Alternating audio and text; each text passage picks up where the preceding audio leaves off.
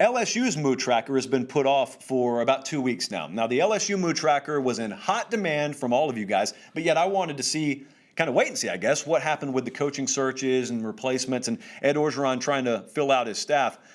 And he's done that, and now I kind of still was on the fence today. So it's LSU day. I knew we were going to do LSU today. However, sometimes I got a really firm grip on the pulse of a fan base. Other times, as was the case with LSU today, it kind of feels a little bit fragmented and a little bit decentralized, where you're trying to fire into a flock of birds instead of at a deer. You know, it's very hard to aim. I reach in there, I try and grab, I don't come away with anything. And so that's when you got to go to the people directly. You got to go to the board. So I went over to Go 24/7 earlier today, and the people responded. Several pages deep is that thread over there already. So this is why we do Mood Tracker. Because the view that a lot of the national types have about your program from, say, 50,000 feet does not always match or equal what the real feel is on the ground level. So I go on the message board for LSU today, and I just flat out said, we're doing this tonight. I want to know from you, in a word or a phrase, give me your mood currently as we sit here January 31st, 2021 on LSU football. So these were some of the most popular reactions. You got cautious optimism. That was by far the most popular. Do or die. Now, there was a lot of just genuine energy. They're very happy to have a younger, more attractive coaching staff that probably is more relatable to your players. There's a lot of that. Boom or bust, do or die, as I said, was very popular. Ready, rejuvenated. And then overall, there's just this mixture of emotion. There are people who are willing to be excited, but there are also trepidation. There were very few people ready to just run off the cliff. And so I look at that, I sum it all up, I put it in the mind, and out came what I call Henry Rowan Gardner territory. Now, this is not a football movie, it's a baseball movie, but if you're familiar with the movie Rookie of the Year, Henry Rowan Gardner was a 12-year-old pitcher for the Cubs. Very tough last name to pronounce, but he signed with Pepsi. He was a millionaire, really good player. And it was because he had an arm injury that made him throw like 113 miles an hour. So with LSU, they're kind of at the place right now where Henry Rowan Gardner was when you got that do-or-die game to win and go to the playoffs.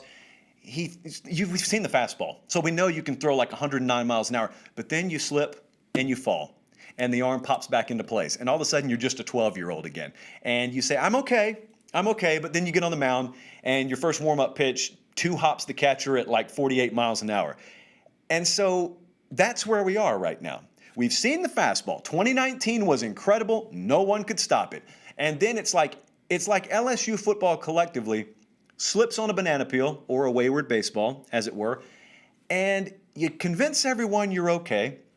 For example, if you're Ed Orgeron, you convince everyone, no. Not only are we okay defensively, we're better. We're better under Bo Pelini than we were under Dave Aranda. And we're going to be fine everywhere. We're just going to be good. And then it was bad.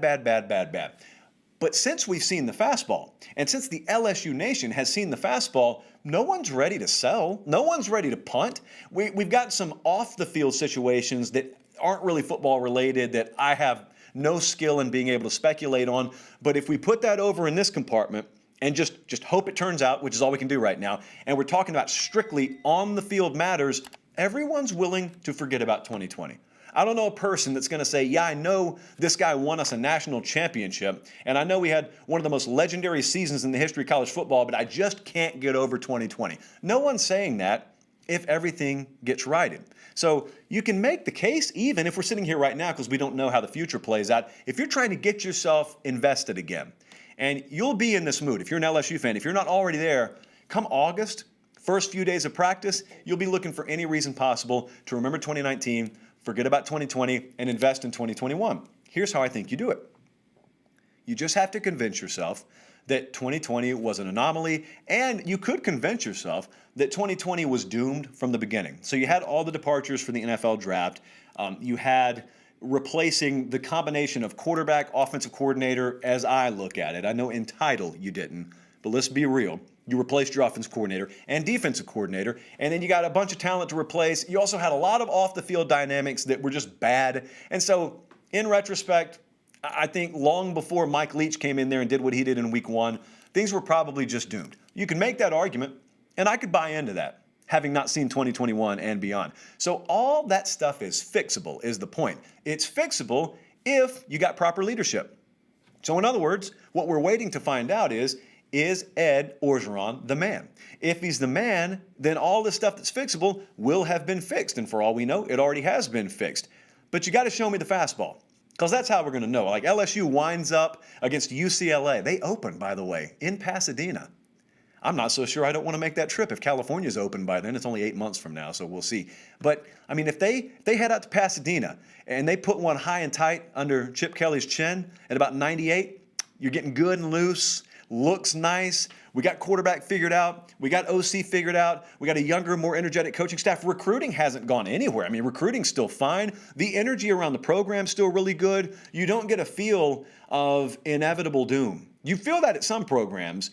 Even though it's not over, you can tell it's all but over. That's not the feel around LSU at all. That's not the feel around the fan base. The fan base is just kind of like they just took a shot to the chin, and they've just gotten back up at about the count of 7.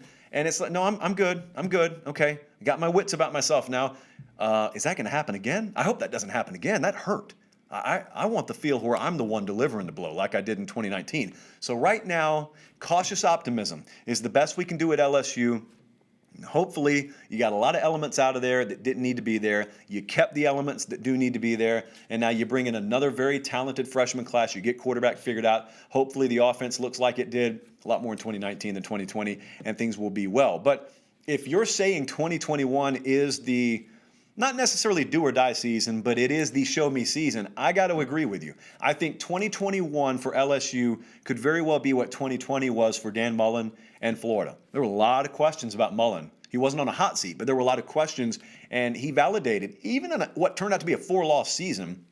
It's kind of weird that Dan Mullen validated a lot of what people wanted him to validate, because they beat Georgia, they won the East, they were prolific offensively, and then it just kind of got weird towards the end of the year. Well, LSU, hopefully not losing 4 games in the process, but LSU really needs to get back. They need to get the fastball back in 2021.